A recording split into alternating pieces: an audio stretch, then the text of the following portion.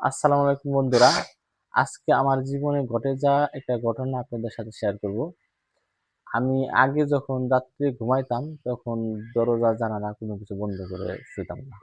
কারণ আমার ঘরে শুধু বই আর রাতে শোয়ার যে কাঁথা বালিশ কম্বল-টম্বল ছিল এগুলি থাকতো, আর কিছু থাকতো না। এই কারণে আমি বেশি আরকি দরজা-টরজা দিয়ে শুইতাম না।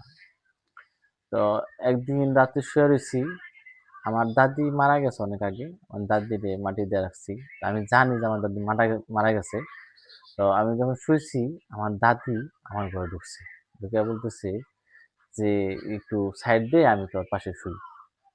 তো আমি বলতেছি, "তুমি না মারা গেলা?" আমার দাদি বলতেছে, "না, আমি মারা যাইনি। আমি এমনি আরকি ভাব ধরছিলাম।" তো আমি তো মনে, মনে ভাবতেছি, আমার দাদি তো আর দাদি নাই। দাদি তো জিন হয়ে গেছে গা। জিন ভূত হয়ে গেছে গা। ভূতে মনে হয় আমার মারার জন্য আসছে। তো আমি বলতেছি, "আচ্ছা দাদি তুমি আসো।" তো আমার দাদি আস্তে, আস্তে কম্বলের নিচে ঢুকতেছে। আমি মনে, মনে ভাবতেছি যে কম্বলের দিকে আমার কাছাকাছি আসার সাথে, সাথে আমার গলা টিপে ধরতো এবং গলা দেখতে মেরে হালাইলো।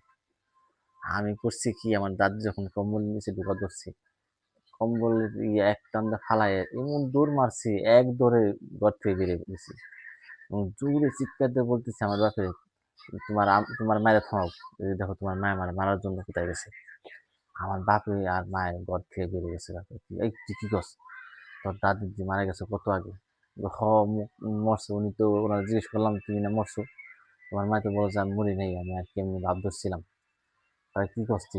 হ্যাঁ, আমি যদি ঘরে যাই দেখো, ঘরে যাই দেখি কেউ নাই। তো তুই কি স্বপ্ন দেখছোস? আমি বলি, হ, স্বপ্নে দেখছি, স্বপ্নেই তো আসছে। তো এখন আমার বাবা বলতেছে যে আর কখনো ঘরের দরজা বন্ধ না করে শুবে না, কারণ ঘরের ভিতরে কোনো পাগল আসতে পারে বা একটা কুকুর টুকুরও থাকতে পারে। এরপর থেকে আমি ঘরের দরজা জানালা বন্ধ করে শুয়ে থাকি।